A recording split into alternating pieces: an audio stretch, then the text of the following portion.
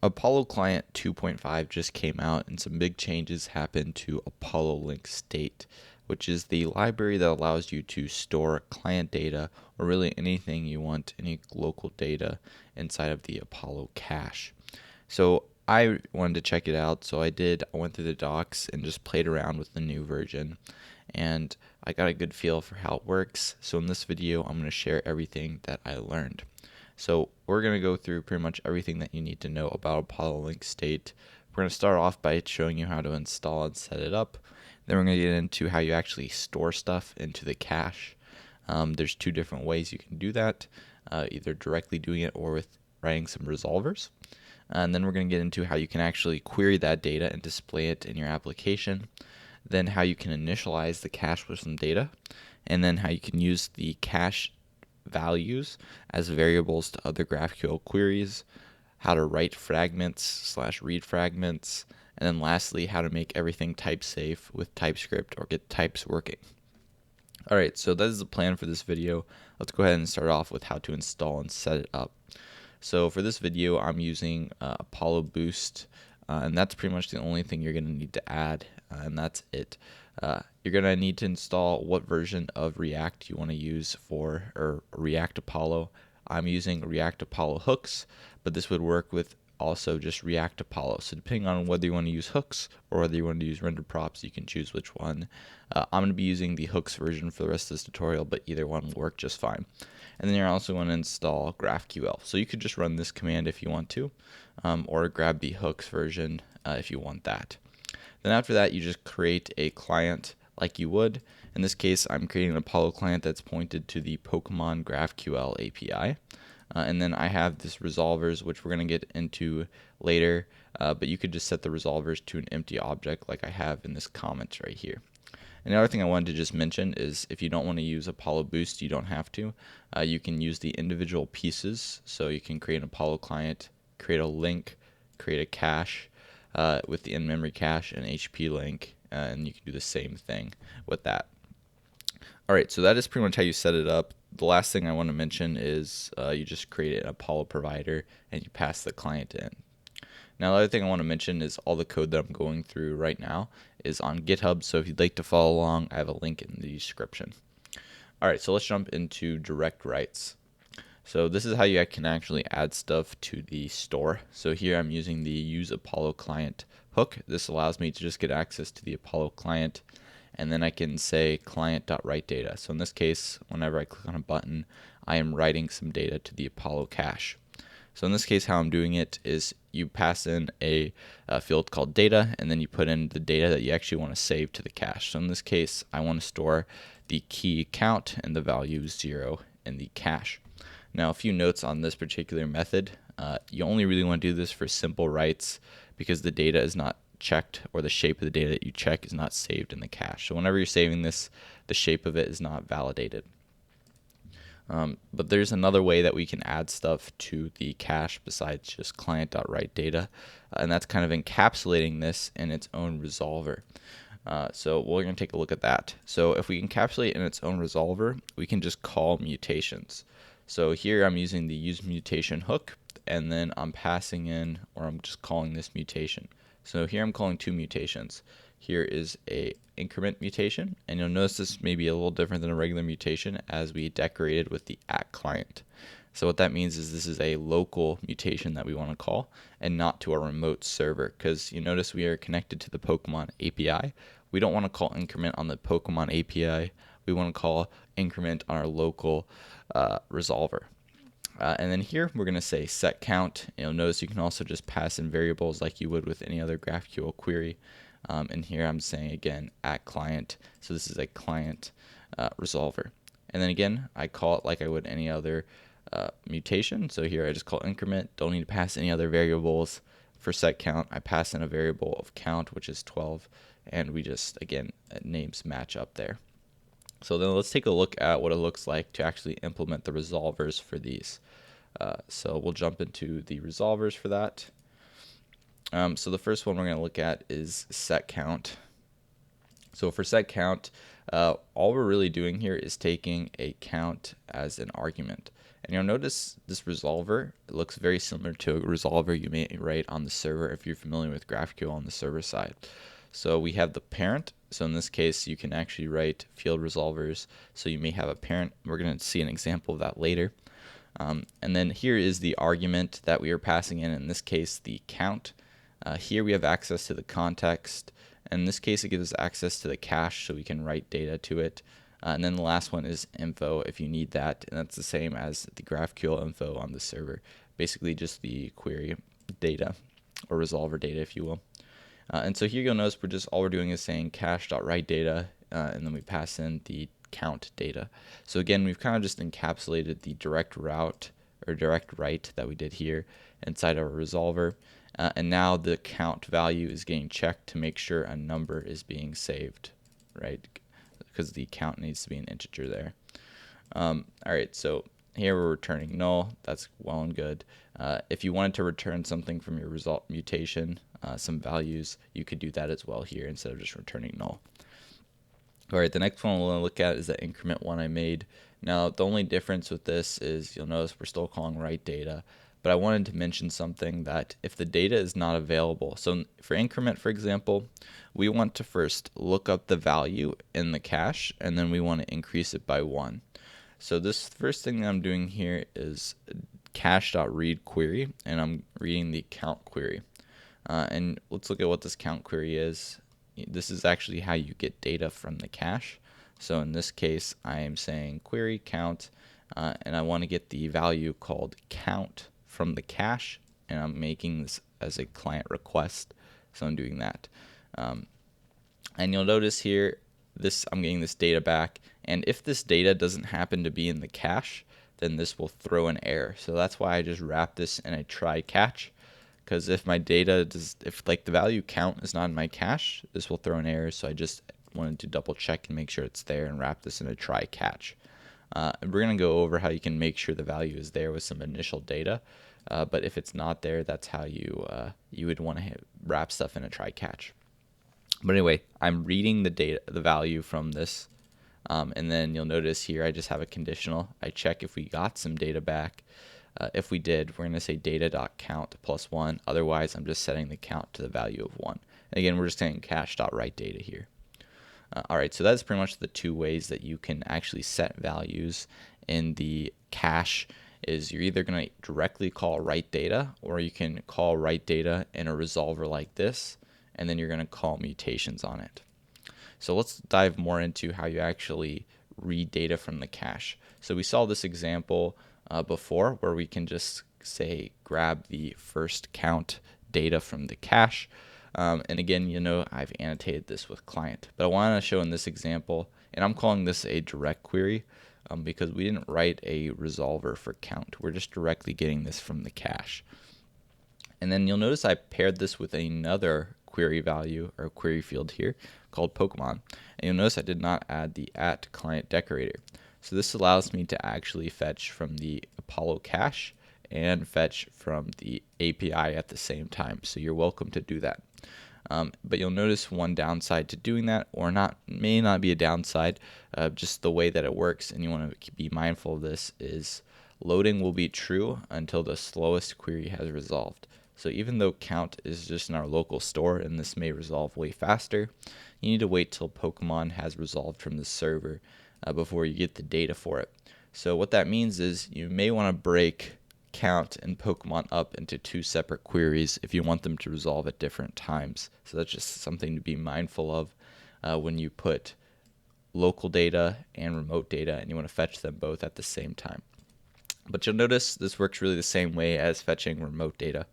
We have the data prop that we get back from the use query hook. We're loading, we can check if we're loading and return just a dummy text. Otherwise, we can say the value, so data.count, data.pokemon. And again, I'm just making sure that data.pokemon is there, but I'm just displaying the max HP for Pikachu. All right, so I want to go over now how you can kind of do a similar thing and write a resolvers for queries. So here I have two queries. We're going to start off with a very basic example. This first one I called get count.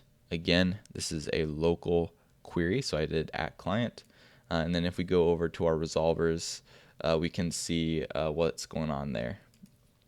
So if I scroll down to the query, I can see get count, and I'm not really doing much here. All I'm really doing is calling the cache.read query and returning the value of count. And again, I'm just underneath the hood, I'm calling a query here that just directly gets the value from the cache, right? So this directly gets the value from the cache, and then I'm just returning it here. So get count, obviously I'm not really doing anything extra, but it would make sense to create some kind of a resolver for your queries.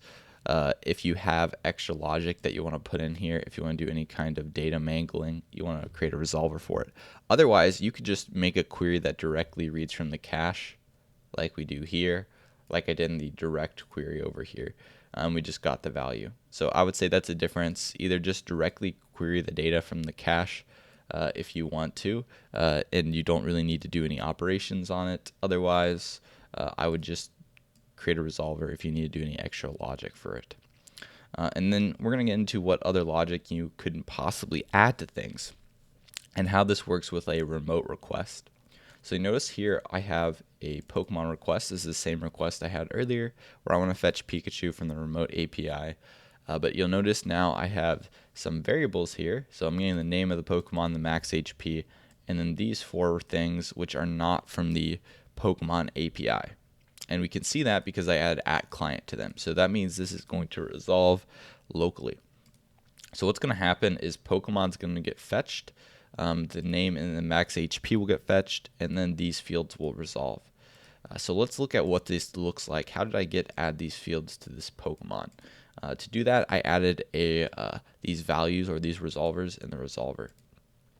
So if we come over here, I added a Pokemon type, and this is what I expect to get returned from that value over there, or from that query. And then here I'm grabbing the parent, and you'll notice the parent is actually a Pokemon. So this is the case where we have actually a value for the Pokemon, but this is a pretty cool, or for the parent I mean, but this is a pretty cool usage of Apollo link state where we're able to basically affect or add computed values to a query that we get from the server or from a remote API, which is very interesting. So in here, again, I'm just doing some stupid computations. I'm checking whether the max HP is odd, and I'm just saying mod 2, if it's not equal to 0, we know it's an odd number. And then here, you'll notice this is an example where here I was just using the parent to compute this. Here I may want to read from the local cache. So for example, here I'm checking if the max HP is divisible by the count value that we have stored in our cache. So here I'm saying max HP divisible by count equals 0, and we're checking if that's true. And again, you'll notice I'm just reading the query from the cache, and this is how we're going to get data. Whenever we want to check values from the cache, we're going to call read query, and then we're going to pass in our GraphQL query of what data we want to fetch. And again, this is that same count query up here. All right, and then lastly, well, actually, I guess there's 2 more that I want to cover, is this random person. So this is one that I just wanted to try out because you can now do asynchronous resolvers. So with asynchronous resolvers, you can pretty much fetch data from anywhere you want, or maybe you have an async API that you need to call that's local. But in this case, all I'm doing is I'm taking the max HP from the Pokemon, and I'm using that as my seed, and I'm just fetching a random user from the random user API. And again, I'm just getting the JSON response from this fetch, and then I'm getting the data, which are the results of this. And this just happens to be how you access it from the response from the API. And then I'm just passing the data in here. Now you'll notice I have some objects inside of this. Anywhere where we have objects, we're going to have to pass in type names. So here are type names that I created myself. So I called the root object, should have a type name of person, and then the name is an object, and I gave it a type name of name. All right. And then lastly, this is favorite. This is just an example of me fetching some data from local storage and checking that versus the parent name. So here I'm just checking if Pikachu is their favorite Pokemon, which we have saved in local storage or something. So back over to this. So what's going to happen is, again, just to recap, we fetch that data from the remote API, and then all these resolvers are going to get run and resolved. Now notice I added a special kind of value here on this @client always equal true. So an interesting part about the Apollo link state in this local storage is it respects the fetch policy. So fetch policy will check the cache first, and then it'll hit the network. So I almost think of the resolvers that we have over there as kind of network, where if the value's in the cache, it's not going to call the resolver.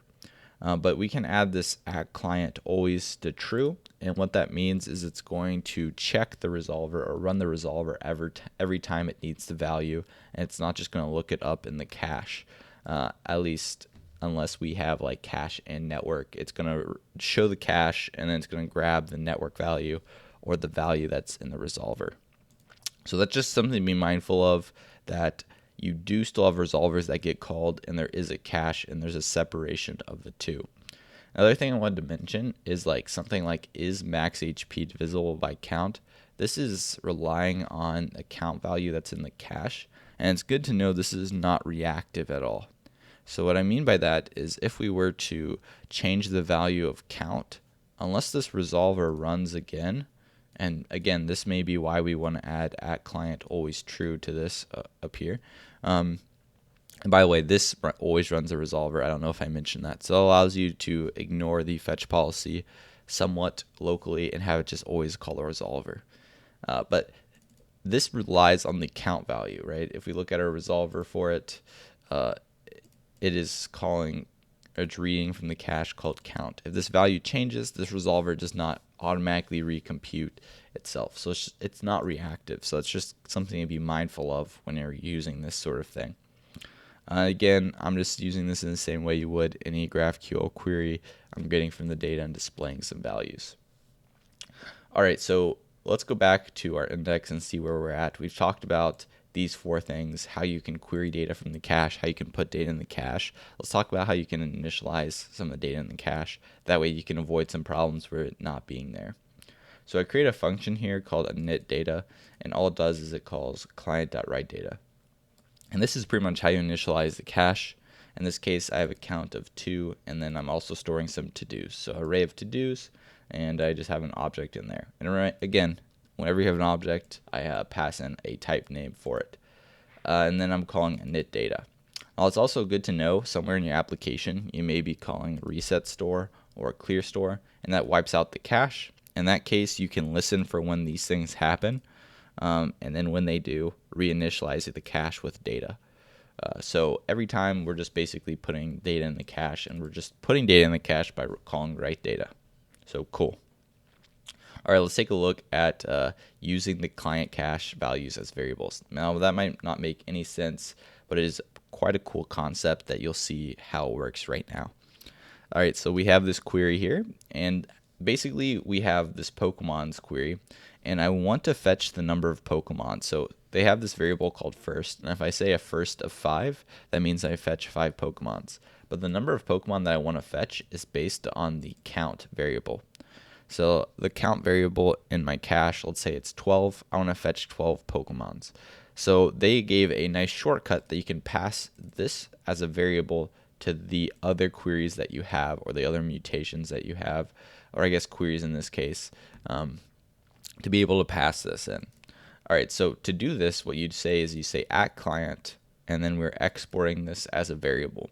So I called this variable num Pokemons, and then we just need to use that name here, set what the type of it is, and again it's an int, and then we pass it in here. So that is pretty cool, and it's good to note you can only use export with at client. And just another one, it's not reactive. If we change the value of count, it's not going to automatically recompute the variable and refetch from Pokemons. So you just need to be wary of that, is not reactively doing that. But this is a pretty cool use case. I thought this was pretty neat, where if we have some values in the cache that we want to use as variables, we can just export them as this. And that way we don't have to fetch the value from the cache and then pass it as a variable. So that's just a different way you can do it, so that's pretty neat. All right, so next up that I want to talk about is writing fragments, because this was pretty weird when I was looking over it, but I think I got the gist of it. So I talked about how I added a to-do here as a value. So one thing about the Apollo cache is it normalizes things. So we can directly access this to-do by its ID and update the value. So I made a resolver for that, and I called it, I think it's up here, yep, toggle to do complete. So we're going to go over what the heck this does.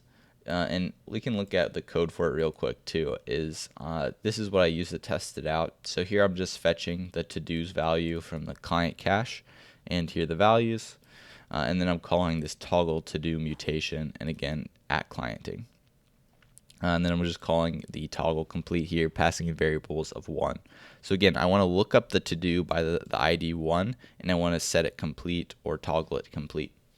So to actually do that, what I did is we take that variable, which we get as an arg, and then first off, we need to know that Apollo is saving things as keys, and the way that it saves things as keys is it uses the type name and the ID. So here I'm matching the type name of the item that I want to look up, to do, and the ID, which we have passed in there. And they have a little helper function called getCacheKey that we're using, pass in through the context. And this allows us to just compute this. And this is just a string key of how to look it up. And then we have a fragment here. Again, I passed in the type that I want. So in this case, the type is to do. And then I just gave it a name. And then I just grabbed the value that I want or care about in this case, which is complete. And then I pass in that fragment. And then I pass in the ID. So these are the fields that I want. So for the to-do, I want complete, and I want to look it up by this ID, and then we get the to-do back. And then all we're going to do is so that we were able to look up that value by just we didn't have to, for example, fetch all the to-dos in this case. I guess I don't have the resolver over here. We didn't have to fetch all the to-dos and then look it up. We can just directly look it up by calling read fragment. So that's pretty neat. And then we can directly write the fragment. So write the fragment back. We pass in the fragment that we care about. We pass in the ID. Again, here's the cache ID. And then what data changed. In this case, we're just negating the complete value to toggle back and forth. So that gives you an idea how you can look things up by fragments. And basically, that's when you have objects that you want to look up directly by an ID. You read fragment, and you can write the fragment directly. And then lastly, what I want to go over is my TypeScript buddies, how you can get this all type safe and get this working with types. So the first thing that I did to get this working is I installed GraphQL Code Generator. And with that, I set 2 values. So for my schema, so one, this is my remote API, the GraphQL Pokemon one. And then I created a local schema, client schema.graphql. So this is my client schema, and you'll notice basically here are just all the values that I have in my local schema that I added. So here I said type Pokemon. Here are all the values that I added to Pokemon. And you'll notice this type matches the remote API, so it's actually going to merge these fields together, which is what I want. I created a person type name, a name type name, and a to-do type name. So I put all the fields for each one of those there. And then here are my 3 mutations that I have and the 3 queries that I have as well. So I basically just put all the stuff that I have resolvers for and that I grabbed values for, and so that it can create types for me. And then after that, I set no namespaces to true. I created a context type. So if we look at my context right here, so this is what I have in my context for my resolvers. So when we call GraphQL Code Generator, it's going to create the resolvers for our local resolvers, the types for those, and it's also going to create the types for our queries and mutations. So here we can get the cache type definition from the data proxy, which comes from the Apollo cache. And then this get cache key, I just wrote my own definition because I couldn't find one. And I just set the type name to a string and ID as a string.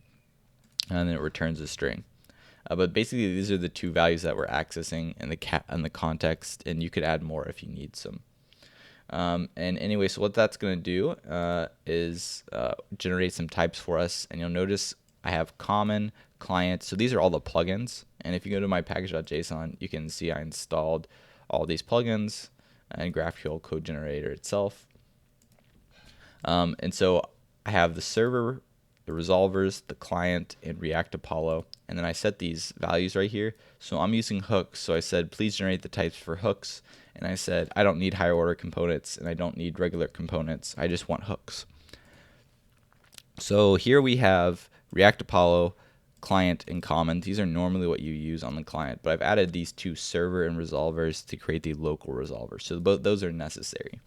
So now when I run generate, and run with this configuration with GraphQL code generator, what happens is we get some types over here, and we get some, you can scroll through this and see all the different types. But what it allows us to do is in our resolvers, if I scroll to the bottom, I just have this type and I said as, and I set the query resolvers, the mutation, and the Pokemon resolvers. And if we click into any one of these, we can see what the values are. And we can see all the different queries that we have, and now they're type safe. So if we hover over them, we can see. So like for the parent over here, you can see that it's a Pokemon, and I can see all the fields that I have access to on a Pokemon. So that's pretty nice. And then again, the args are going to be checked. So I don't know, let's go to the count, where we have a count. We can see that that's a number or possibly null. And again, this is all defined by our client schema. So we may want to come in, change some of the types. It's going to affect those. And the other thing is we can actually come over here and we can say like use Pokemon's hook. And now when we have this use Pokemon's hook, if we click into it, we can see what it actually does. Is you'll notice it just uses the use query underneath the hood, and it's using the Pokemon's document. And you can see this is a query that we actually wrote. So it just basically exports it into a nice little package for us. And if we hover over the data, we can see that it's a Pokemon query, and we can hover over, we get Pokemons, and we can fetch the name, which is maybe a string. So anyway, that is how you can get the types working with Apollo Link State. You can use GraphQL code generator, generate those types for the resolvers and for the queries themselves. Anyway, that is pretty much everything you need to know about Apollo Link State to get up and running. I hope this video was helpful. If you like this style of video, let me know in the comments below, and I can do more like them in the future.